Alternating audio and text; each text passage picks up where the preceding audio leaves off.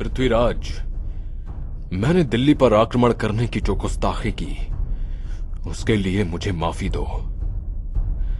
कहते हैं कि हिंदुस्तान के सुल्तान दुश्मनों को भी माफ करने का हृदय रखते हैं। तुमने ठीक सुना है।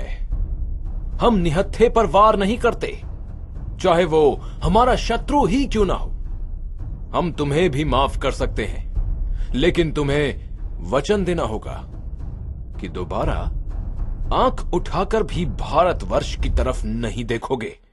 खुदा की कसम सुल्तान, खुदा की कसम, मैं भारत को कभी हानि नहीं पहुंचाऊंगा। हे दोस्तों, वेलकम टू माय चैनल। और आज की इस वीडियो को आप पूरा जरूर देखना। आज की इस वीडियो में मैं आपको बताने वाला हूं भारत के इतिहास में हुई 5 सबसे बड़ी गलतियां जिनका पश्चाताप हम आज तक भुगत रहे हैं और हमारी आने वाली पीढ़ियां भी इस पश्चाताप को कई सालों तक भुगतेगी। तो चलिए देखते हैं आज की इस वीडियो में। नंबर 1, 1191 में पृथ्वीराज चौहान के द्वारा मोहम्मद गौरी को जिंदा छोड़ना। दोस्तों, भारत के इतिहास को पूरी तरह से बदल देने वाली सबसे बड़ी गलती थी तराइन के पहले युद्ध में पृथ्वीराज चौहान के द्वारा मोहम्मद गौरी को बख्श देना। अगर मोहम्मद गौरी यहीं पर मार दिया जाता तो वो 1192 में हुए तराइन के दूसरे युद्ध में अपनी विशाल सेना को लेकर कभी नहीं आ पाता। पर इस युद्ध में पृथ्वीराज चौहान की हार हुई और भारत में इस्लामिक शासन लागू हुआ, जिसने 600 साल तक भारत पर अपना दबदबा कायम रखा। यानी 1206 से लेकर 1837 तक दिल्ली के सुल्तानों और मुगल बादशाहों ने इस्लामिक कानून हिंदू, सिख और बौद्ध धर्मों के लोगों पर जबरदस्ती थोपे और इन धर्मों के लोगों पर अपने हायर टैक्स लागू किए गए। इस दौर में हजारों मंदिर, गुरुद्वारे और धार्मिक किताबों को नष्ट किया गया, जो भारत के डेवलपमेंट के लिए सबसे जरूरी चीजें थी। 1192 में पृथ्वीराज चौहान की मृत्यु के बाद भारत में एंट्री हुई बख्तियार खिलजी की, जो एक तुर्की अफगान और कट्टर मुसलमान था, जिसने 1193 में दुनिया की महान और पहली नालंदा यूनिवर्सिटी पर हमला किया और इसकी ग्रेट लाइब्रेरी को जलाकर राख कर दिया, जिसका नाम था धर्मगंज लाइब्रेरी। इस प्राचीन लाइब्रेरी में बौद्धों और हिंदुओं की 8 मिलियन प्राचीन किताबें थी और इन किताबों में उन हर एक चीज का उल्लेख मिलता था जिनको आज हम मॉडर्न वर्ल्ड में पढ़ते हैं, जैसे रिलीजियन, मैथमेटिक्स, एस्ट्रोलॉजी,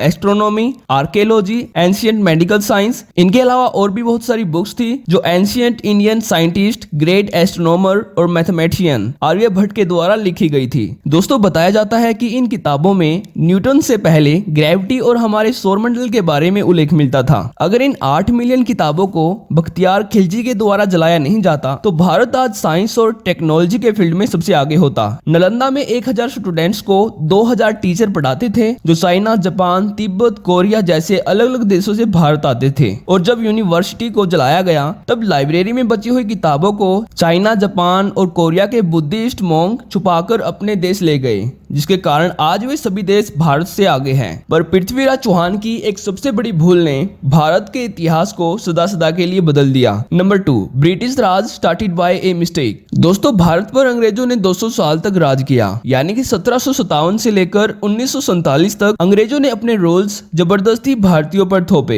और इन सालों में अंग्रेजों ने भारत को हर तरफ से लूटा। पर क्या आपको पता है कि ये सिर्फ हो पाया था एक मूर्ख मुगल बादशाह की गलती से, जिसने पूरी इंडियन हिस्ट्री को ही बदल दिया। दोस्तों, पृथ्वीराज चौहान की मृत्यु के बाद भारत इस्लामिक विदेशियों की हुकूमत से 600 साल तक जूझता रहा, पर मुगल बादशाहों के आने से भारत की विरासतें भारत में ही सुरक्षित रही, क्योंकि मुगलों ने भारत को अपनी जमीन समझकर यहीं पर रहने लगे थे और इनके होते हुए भारत को लूटने की किसी में हिम्मत नहीं थी। पर दोस्तों, एक मुगल बादशाह की गलती से ही भारत को फिर से 200 सालों की गुलामी झेलनी पड़ी। दोस्तों, ये बात है साल 1608 की, जब कैप्टन विलियम हॉकिंस मुगल बादशाह जहांगीर के दरबार में ईस्ट इंडिया कंपनी का प्रस्ताव लेकर आया था। पर बड़ी कठोरता से जहांगीर ने भारत के कुछ हिस्सों में अंग्रेजों को व्यापार करने की परमिशन दे दी। इसके बदले अंग्रेजों को मुगल बादशाहों के दरबारों में एक बाहरी रकम टैक्स के रूप में चुकानी पड़ती थी और साल 1706 तक अंग्रेजों की इतनी हिम्मत नहीं थी कि वे भारत पर अपनी हुकूमत चला सके, क्योंकि अभी औरंगजेब जैसे कट्टर मुगल बादशाह जिंदा थे। पर दोस्तों, साल 1707 में औरंगजेब की मृत्यु के बाद भारत में अंग्रेजों का विस्तार तेजी से फैला, जब 1713 में फुरख्सियर मुगल बादशाह गद्दी पर बैठा। ये औरंगजेब के बाद चौथा मुगल मुगल बादशाह था जिसकी मूर्खता के कारण भारत को 200 सालों तक अंग्रेजों की गुलामी में रहना पड़ा।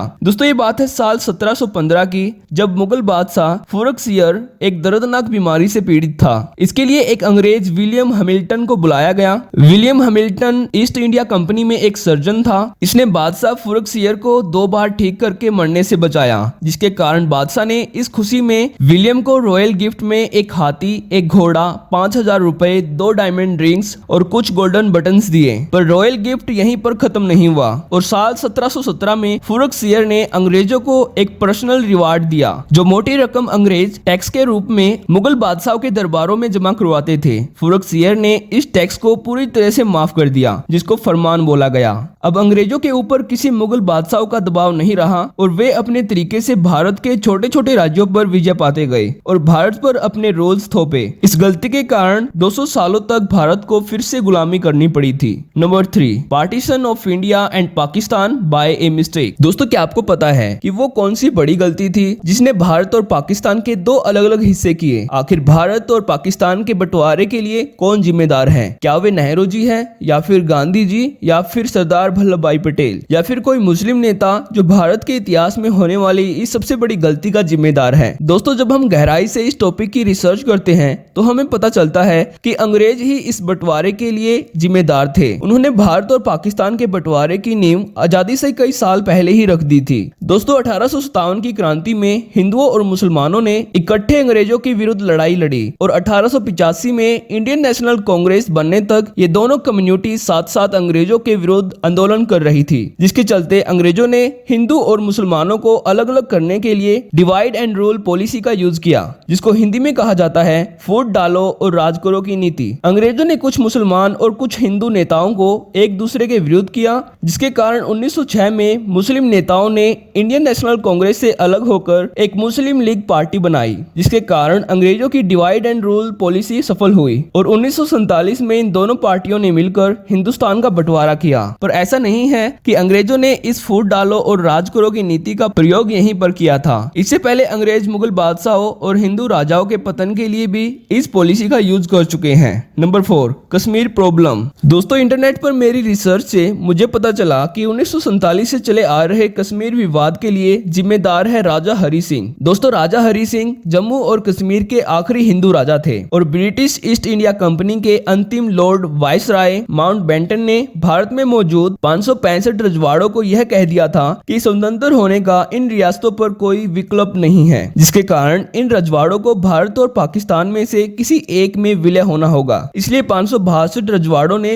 भारत परिसंघ में शामिल होने की स्वीकृति दे दी थी, केवल हैदराबाद, जूनागढ़ और कश्मीर को छोड़कर। पर कश्मीर के राजा हरि सिंह को यह बात हजम नहीं थी। वे कश्मीर को एक स्वतंत्र राज्य बनाना चाहते थे। इसलिए हरि सिंह काफी दिनों तक माउंटबेटन के इस प्रस्ताव पर सोचते रहे और काफी इंतजार के बाद वे भारत में शामिल होने के लिए राजी हुए। पर दुख की बात, भारत अपनी सेना इतनी जल्दी कश्मीर के पश्चिमी इलाके में नहीं भेज सका, जहां पर पाकिस्तान की सीमा लगती थी। इसलिए कश्मीर को अपने कब्जे में लेने के लिए पाकिस्तानी आर्मी इस इलाके में पहले से ही पहुंच चुकी थी और इसने कश्मीर का वो हिस्सा हथिया लिया जिसको आज हम POK यानी पाकिस्तान ऑक्युपाइड कश्मीर कहते हैं। पाकिस्तान के सैनिक पूरे कश्मीर को हथियाने के लिए आगे बढ़ रहे थे, पर तब तक इंडियन आर्मी लद्दाख और जम्मू कश्मीर में पहुंच चुकी थी, जिन्होंने पाकिस्तान आर्मी को यहां से खदेड़ा और फ्यूचर में इंडिया और पाकिस्तान के बीच इसी विवाद पर युद्ध हुए, जिसके कारण दोनों सेनाओं के हजारों सैनिकों ने अपना बलिदान दिया। पर यदि राजा हरि सिंह पहले से ही कश्मीर को भारत में शामिल कर देते, तब तक भारत की सेना पूरे कश्मीर में पहुंच जाती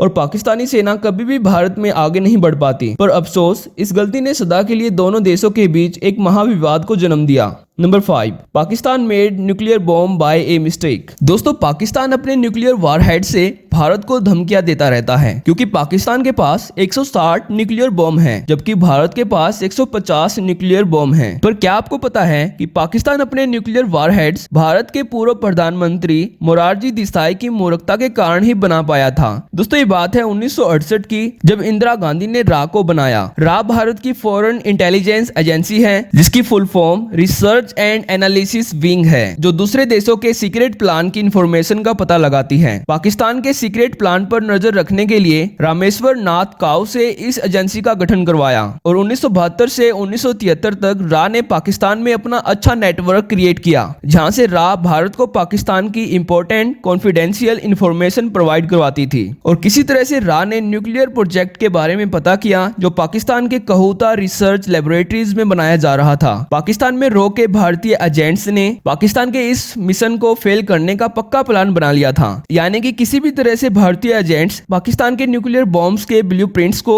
ध्वस्त करने ही वाले थे। पर मोरारजी देसाई ने एक कॉल कॉन्फ्रेंस पर पाकिस्तान के आर्मी चीफ भारतीय खुफिया एजेंसी रा की इंफॉर्मेशन दे दी, जिसमें मोरारजी देसाई ने कहा कि जिया उल हक, हम आपके कहूता में बन रहे न्यूक्लियर बॉम्ब के ब्लूप्रिंट्स के बारे में जानते हैं। मोरारजी की इस बेवकूफी की वजह से भारत के वीर रा एजेंट्स पाकिस्तान में एक एक करके मारे गए, क्योंकि मोरारजी देसाई रा को बिल्कुल भी पसंद नहीं करते थे। उन्होंने प्रधानमंत्री बनते ही रा का 30% बजट घटा दिया था और वे नहीं चाहते थे कि हमारी इंटेलिजेंस एजेंसी किसी देश के पर्सनल कामों में टांग अड़ाए। पर मोरारजी देसाई की इस मूर्खता के कारण पाकिस्तान आज एक न्यूक्लियर पावर कंट्रीज में शामिल है, जो भारत को न्यूक्लियर हमले की कई बार धमकी भी देता रहा है। तो दोस्तों, ये थे भारतीय इतिहास में हुई 5 सबसे बड़ी गलतियां। अगर आपको वीडियो में कुछ सीखने को मिला तो हमारे चैनल को सब्सक्राइब जरूर कीजिए। आज की इस वीडियो में इतना ही, तो थैंक्स फॉर वॉचिंग।